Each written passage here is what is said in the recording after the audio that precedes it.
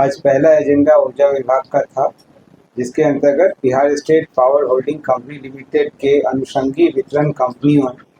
North Bihar Power Distribution Company Limited एवं South Bihar Power Distribution Company limited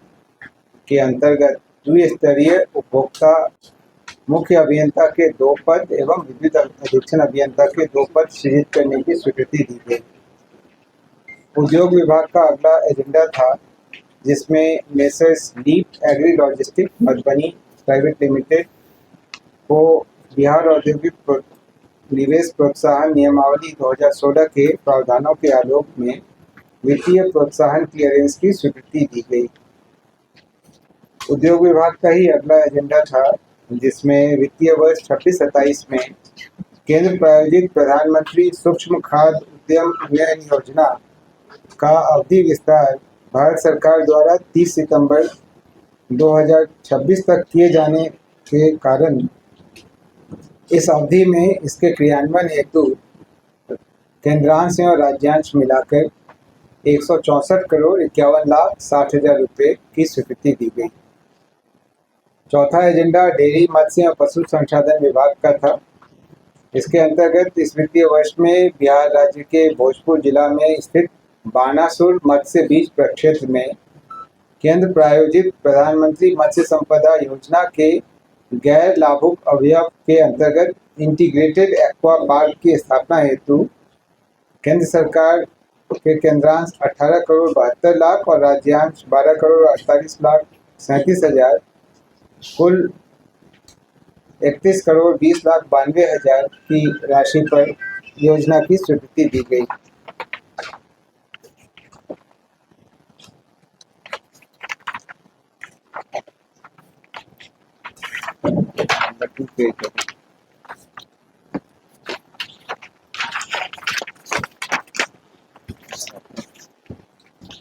पांचवा agenda युवा रोजगार एवं कौशल विकास विभाग का था, जिसके अंतर्गत नए औद्योगिक प्रशिक्षण संस्थान की स्थापना योजना अंतर्गत औद्योगिक प्रशिक्षण संस्थान नबीनगर औरंगाबाद की स्थापना कर वित्तीय वर्ष 26-27 से 5 व्यवसायों में प्रशिक्षण प्रारंभ करने, इस हेतु 38 पदों का सृजन करने तथा 2 करोड़ 11,89,000 रुपये प्रति वर्ष व्यय करने एवं भारतीय रेल बिजली कंपनी लिमिटेड नबीनगर द्वारा निर्मित परिसर एवं सुविधाएं इकरारनामा के अनुरूप राज्य सरकार को निःशुल्क हस्तांतरित किए जाने की स्वीकृति दी गई। युवा रोजगार एवं कौशल विकास विभाग का अगला एजेंडा था, जिसमें 7 निश्चय भाग 3 के अंतर्गत बिहार कौशल विकास मिशन BSDM के संगठनात्मक आवश्यकताओं, उत्पादकता कार्यक्रमों के त्वरित क्रियान्वयन एवं प्रभावी प्रबंधन हेतु पूर्व से स्वीकृत पदों के अतिरिक्त विभिन्न कोटि के 19 अतिरिक्त पदों के सृजन की स्वीकृति दी गई। इस पर 2 करोड़ 24,37,000 रुपये का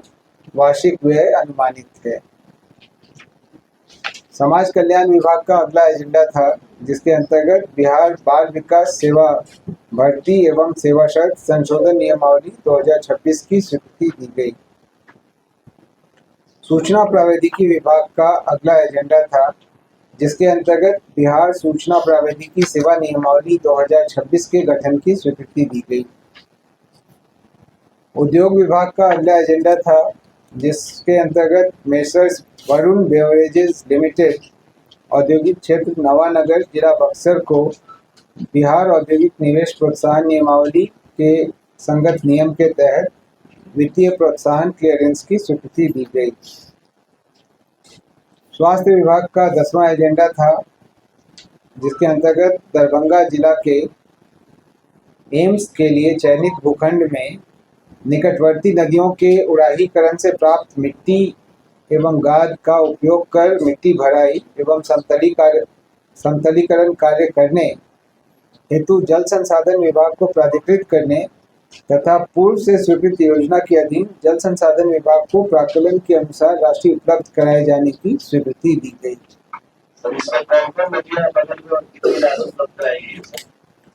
इसमें नई जो राशि है वो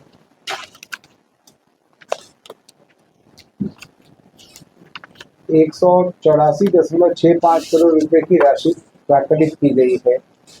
वास्तविक जैसा रहेगा उसके हिसाब से जल संसाधन विभाग को उपलब्ध कराई जाएगी। और पूर्व में जो 309 करोड़ रुपए की राशि स्वीकृत हुई थी या उसके अधीन है, उससे कम है।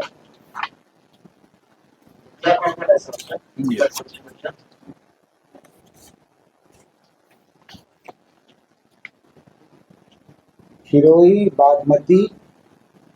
ये दो नदियां हैं और अन्य भी कई ट्रिब्यूटरीज हैं, उनकी गाद का उपयोग इस हेतु किया जाएगा। 11वां एजेंडा था स्वास्थ्य विभाग का, जिसमें बिहार में कार्यरत बिहार स्वास्थ्य सेवा सामान्य एवं विशेषज्ञ तथा दंत चिकित्सा सेवा संवर्ग के चिकित्सकों को उच्च शिक्षा एवं विभिन्न प्रयोजन हेतु अनापत्ति कतिपय शर्तों के अधीन दिए जाने के संबंध में प्रावधान स्वीकृत किए गए। से अनापत्ति कैसे दी जाएगी ये स्पष्ट रूप से निर्धारित नहीं था। अभी इसमें कई प्रावधान किए गए हैं, जैसे पहला, सेवा संपुष्ट हो,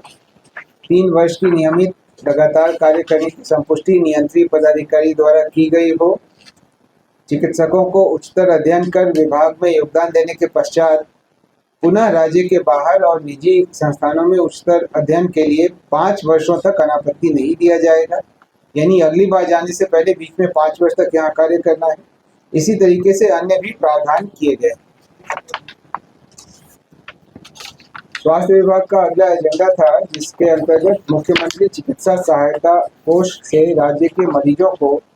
इलाज के लिए अनुदान का लाभ प्राप्त करने हेतु पूर्व से निर्धारित वार्षिक आय सीमा 2.5 लाख रुपए से बढ़ाकर उसे 4 लाख रुपए करने की स्वीकृति दी गई।